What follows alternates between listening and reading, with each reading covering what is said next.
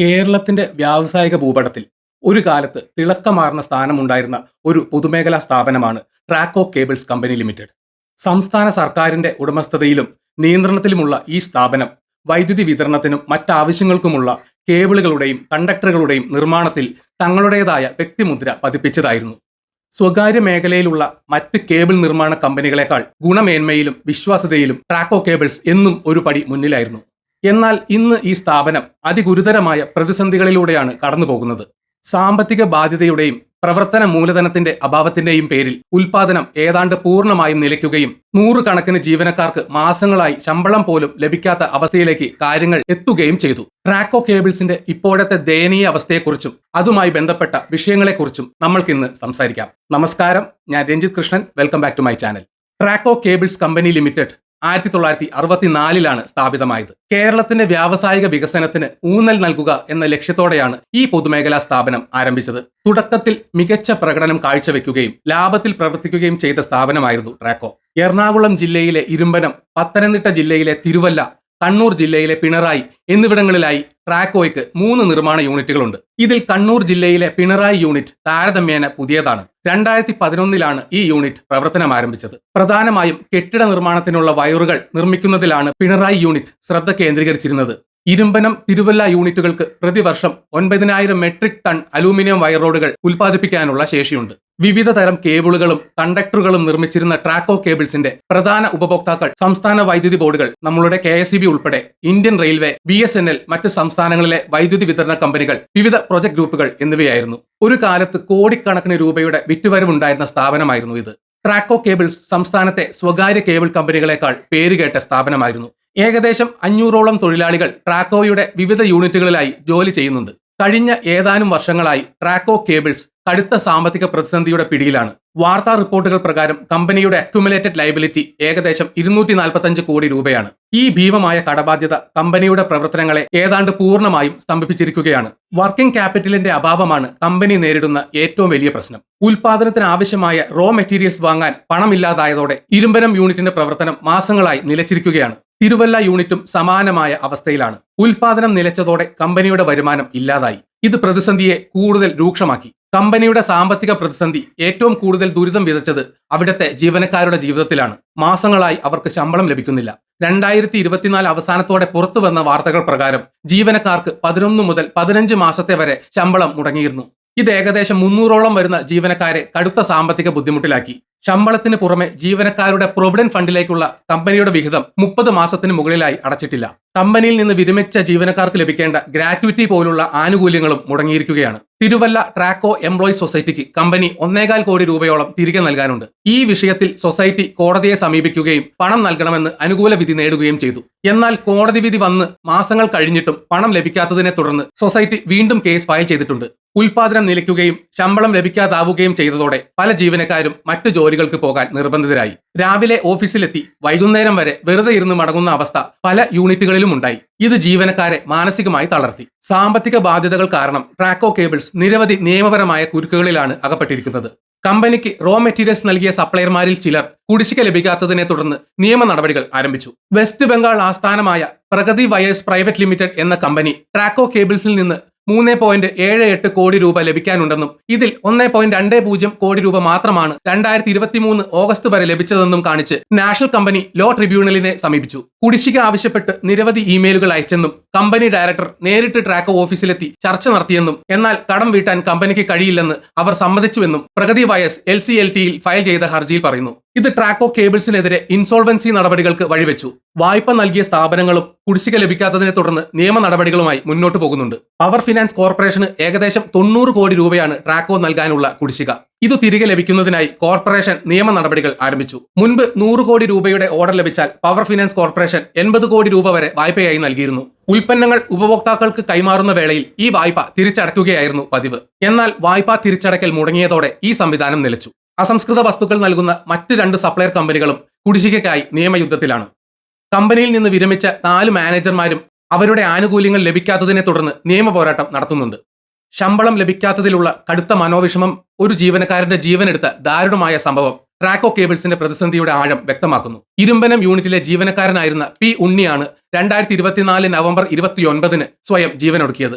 11 മാസമായി ശമ്പളം ലഭിക്കാത്തതിലുള്ള സാമ്പത്തിക ബുദ്ധിമുട്ടാണ് ആത്മഹത്യക്ക് കാരണമെന്ന് അദ്ദേഹത്തിന്റെ ബന്ധുക്കളും സഹപ്രവർത്തകരും ആരോപിച്ചു. കാക്കനാട് സ്വദേശിയായ ഉണ്ണിക്ക് മകളുടെ വിവാഹം അടുത്തിരിക്കെ പണം കണ്ടെത്താൻ കഴിയാത്തത് അദ്ദേഹത്തെ ഏറെ അലട്ടിയിരുന്നതായി സഹപ്രവർത്തകർ മാധ്യമങ്ങളോട് പറഞ്ഞു. ഈ സംഭവം ട്രാക്കോ കേബിൾസ് ജീവനക്കാർക്കിടയിൽ വലിയ പ്രതിഷേധങ്ങൾക്ക് ഇടയാക്കി. ശമ്പള കുടിശ്ശിക ഉടൻ നൽകണമെന്നും കമ്പനിയുടെ പ്രശ്നങ്ങൾക്ക് പരിഹാരം കാണണമെന്നും ആവശ്യപ്പെട്ട് ജീവനക്കാർ ശക്തമായി പ്രതിഷേധിച്ചു. വ്യവസായ മന്ത്രി പി രാജീവിന്റെ കോലം കത്തിച്ചും പ്രതിഷേധം നടന്നു. കമ്പനിക്കെതിരെയും സർക്കാരിന്റെ അനാസ്ഥയ്ക്കെതിരെയും ജീവനക്കാർ മുദ്രാവാക്യം വിളിച്ചു. പി ഉണ്ണിയുടെ മരണത്തിൽ ട്രാക്കോ കേബിൾസ് കമ്പനിക്ക് ഉത്തരവാദിത്തമുണ്ടെന്ന് കമ്പനി ചെയർമാൻ വഴുതനാട് ബാലചന്ദ്രൻ സമ്മതിച്ചു. അദ്ദേഹം പി ഉണ്ണിയുടെ വീട് സന്ദർശിക്കുകയും കുടുംബാംഗങ്ങളെ ആശ്വസിപ്പിക്കുകയും ചെയ്തു.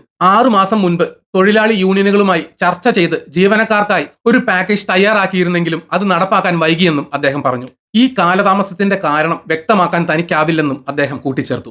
2 മാസത്തിനുള്ളിൽ ജീവനക്കാരുടെ എല്ലാ കുടിശ്ശികകളും ആനുകൂല്യങ്ങളും നൽകി പ്രശ്നം പരിഹരിക്കുമെന്നും അദ്ദേഹം വാഗ്ദാനം ചെയ്തു. വ്യവസായ മന്ത്രി പി രാജീവ് പി ഉണ്ണിയുടെ മരണം ദുഃഖകരമാണെന്ന് പറയുകയും ആത്മഹത്യയുടെ കാരണം കണ്ടെത്താൻ അന്വേഷണം വേണമെന്ന് ആവശ്യപ്പെടുകയും ചെയ്തു. സർക്കാർ 30 കോടി രൂപ സഹായമായി നൽകിയെന്നും മറ്റൊരു പൊതുമേഖലാ സ്ഥാപനത്തിൽ നിന്ന് 14 കോടി രൂപ വായ്പയായും ലഭ്യമാക്കിയെന്നും മന്ത്രി പറഞ്ഞു. കമ്പനി കഴിഞ്ഞ 15 വർഷമായി തകർച്ചയിലാണെന്നും മന്ത്രി സ്ഥിരീകരിച്ചു. ട്രാക്കോ കേബിൾസിന്റെ പ്രതിസന്ധി പരിഹരിക്കാൻ സംസ്ഥാന സർക്കാർ വിവിധ തലങ്ങളിൽ ഇടപെടലുകൾ നടത്തിയിട്ടുണ്ട്. കമ്പനിയെ പുനരുജ്ജീവിപ്പിക്കാനുള്ള സാധ്യതകൾ സർക്കാർ പരിശോധിച്ചു. വ്യവസായ മന്ത്രി പി രാജീവ് തൊഴിലാളി യൂണിയൻ നേതാക്കളുമായി പലതവണ ചർച്ചകൾ നടത്തി. കമ്പനിയെ രക്ഷിക്കാനായി ഒരു പുനരുജ്ജീവന പാക്കേജ് സർക്കാർ ആവിഷ്കരിച്ചു. കമ്പനിയുടെ സാമ്പത്തിക ബാധ്യത കുറയ്ക്കുക, പ്രവർത്തനങ്ങൾ പുനരാരംഭിക്കുക, ജീവനക്കാരുടെ പ്രശ്നങ്ങൾ പരിഹരിക്കുക എന്നിവയായിരുന്നു ഈ പാക്കേജിന്റെ പ്രധാന ലക്ഷ്യം. സർക്കാർ മുന്നോട്ടുവെച്ച പുനരുജ്ജീവന പാക്കേജിലെ പ്രധാന നിർദ്ദേശങ്ങൾ ഇവയായിരുന്നു.